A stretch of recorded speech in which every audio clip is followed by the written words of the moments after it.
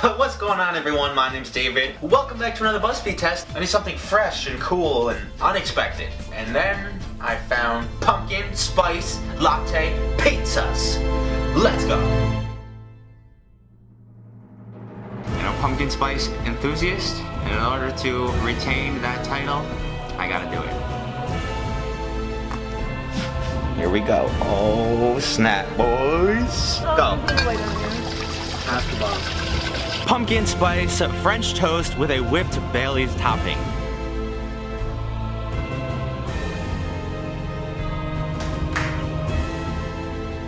This burger was looking so damn good. We are going harder and bigger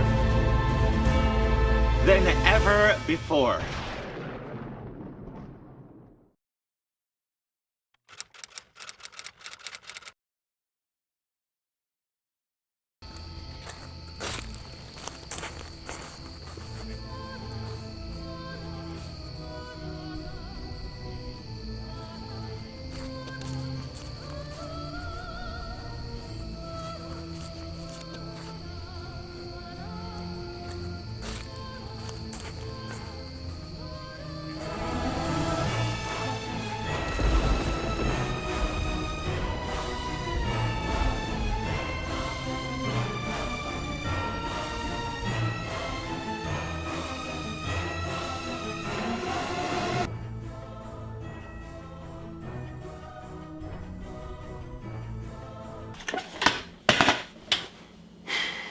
It's that time.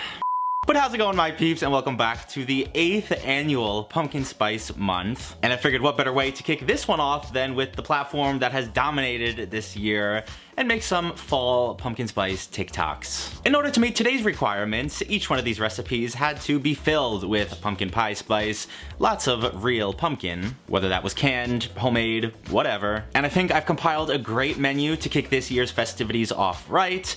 So enough of my yapping, let's get right into this one.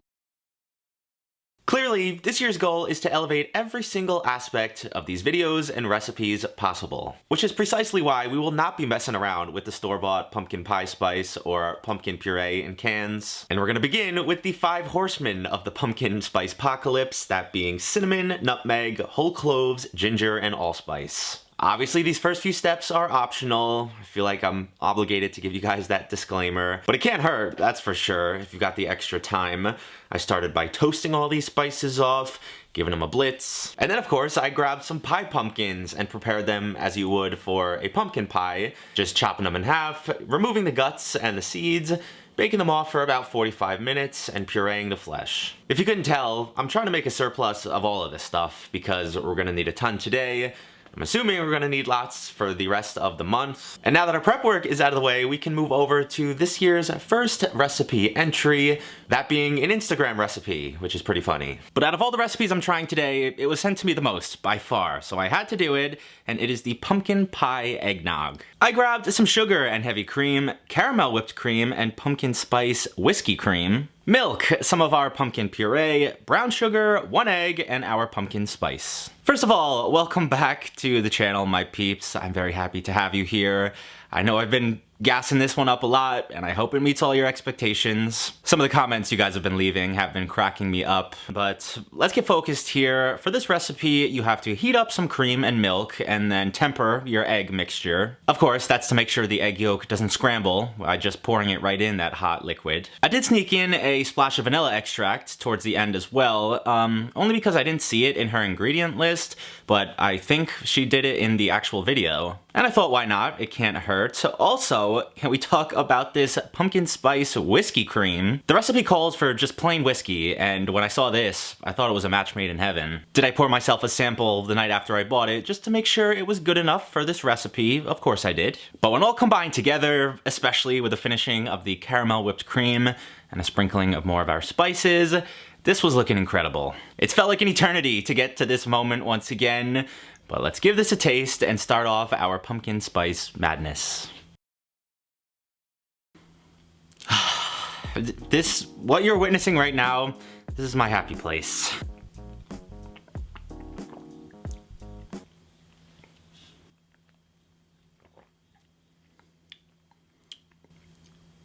Starting out strong is an understatement. I'm not sure that there exists a warmer, cozier, more of a hug in a cup beverage out there. It's super rich and decadent with the cream and the egg.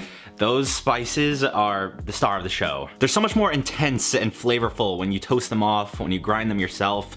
Even doing one of those steps makes a world of a difference. Ugh.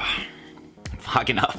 With that all being said, I wish it wasn't 85 degrees out today still. I don't know how it's still so hot in New York. But the second the temperature dips below 50, I will be remaking this. I'll be making this all winter. It's so good. Please, please give this a shot.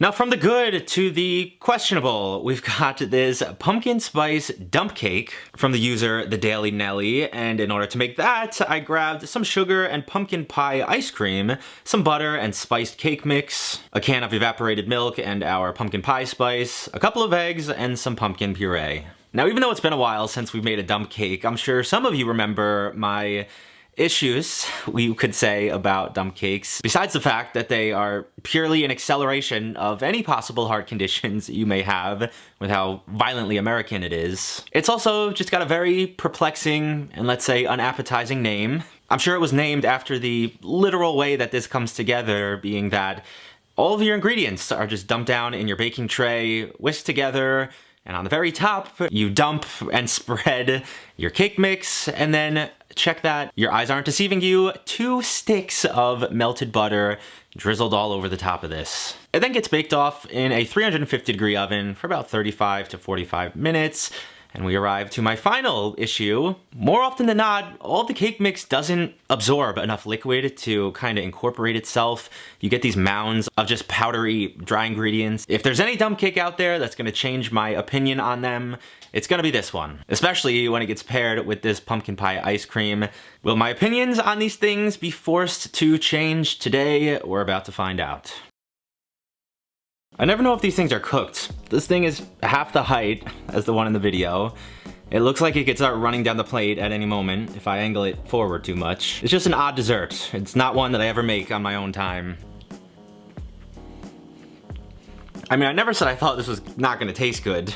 It's straight butter and sugar and everything your body craves. The one thing I wasn't anticipating was the stark difference in textures. The bottom half is like a pumpkin pudding.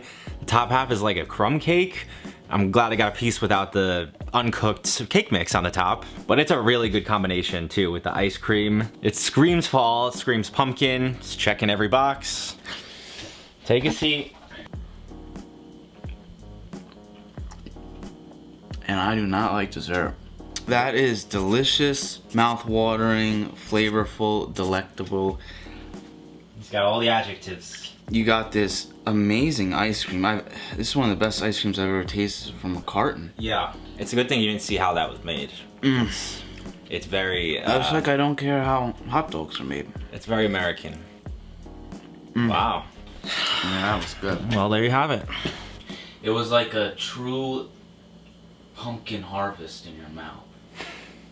And third on today's pumpkin spice trots, we have the successor of the pizza dip, the cookie dip, any other of the 2016 BuzzFeed dips that you want to name.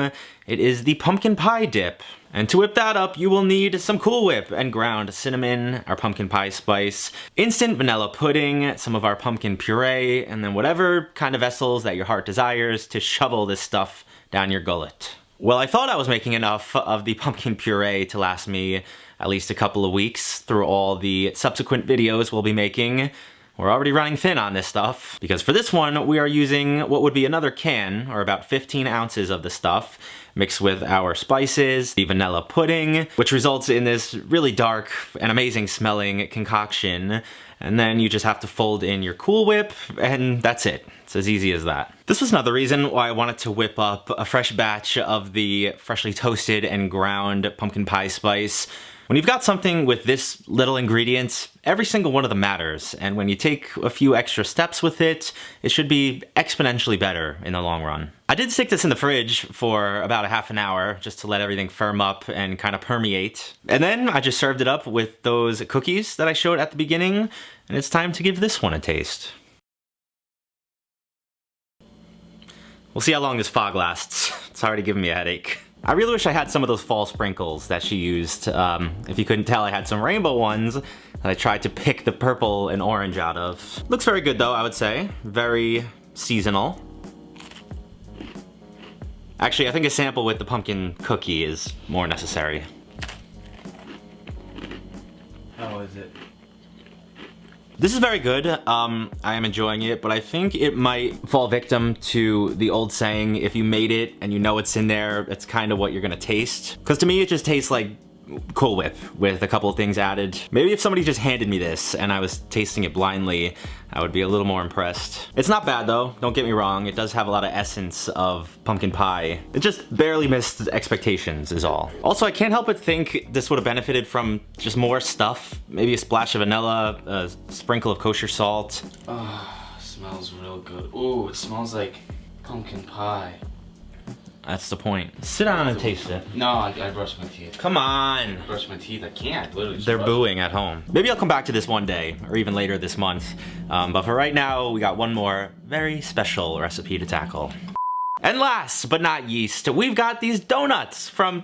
I'm sorry, that was horrible. Lastly, we've got these incredible looking pumpkin donuts from Food with Liz over on TikTok. And to make them, I gathered some sugar and soy milk, flour and graham crackers, cinnamon sticks and salt, vanilla extract and butter, our pumpkin spice, some active dry yeast, and the pumpkin puree. It goes without saying that I saved this for the end because outside of their show-stopping look, this recipe is by far the most technical, the most challenging. At their core, they're just some yeasted donuts that are going to rise over the course of many hours, multiple times, which, as you guys know, getting both the gluten formation, the proofing time, the formation of the final little pumpkin shapes, pretty much every step along the way is going to be testing my abilities. And before we go any further, I will address the elephant that you may have spotted. These are supposed to be cheesecake-filled pumpkin donuts. But if y'all thought for a second that I was gonna ruin such a good looking food that has such a high ceiling with some rancid devil cream, you are sadly mistaken. There's a reason our maid Debbie behind me is serving this grotesque human invention. It's the scariest part of the whole set. But if you're making these donuts for yourself and your little heart desires, by all means, make the filling and ruin them. Also, before we go any further, I wanted to shout out the creator of this one. I actually didn't realize this until I started making these donuts, but Food with Liz is the same TikTok creator that made our pumpkin gnocchis from last year. But as for this year's submission, the dough was looking pretty good. I had to add a couple extra tablespoons of flour just because it was so sticky. I then very meticulously tried to wrap these with some butcher's twine.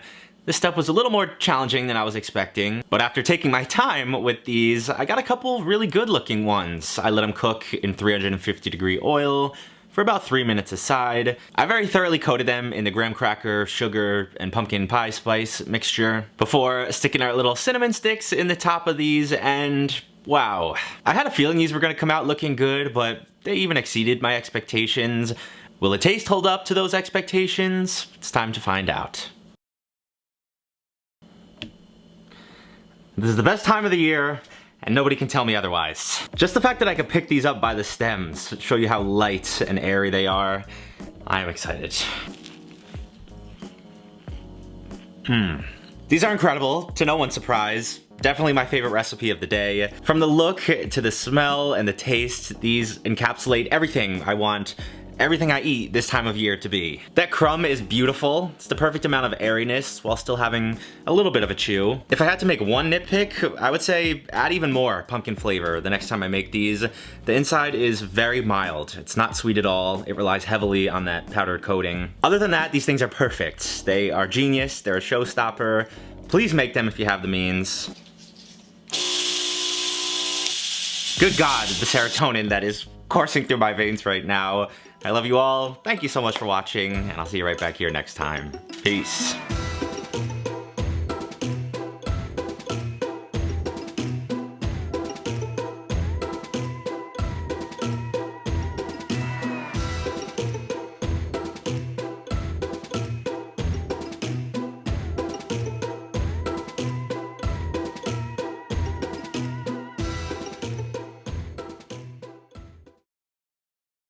They're all booing you.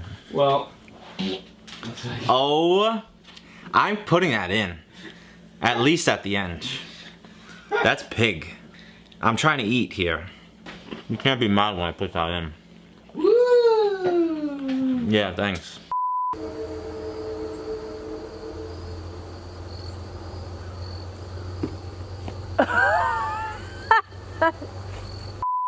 It was a satiable sensation for the season.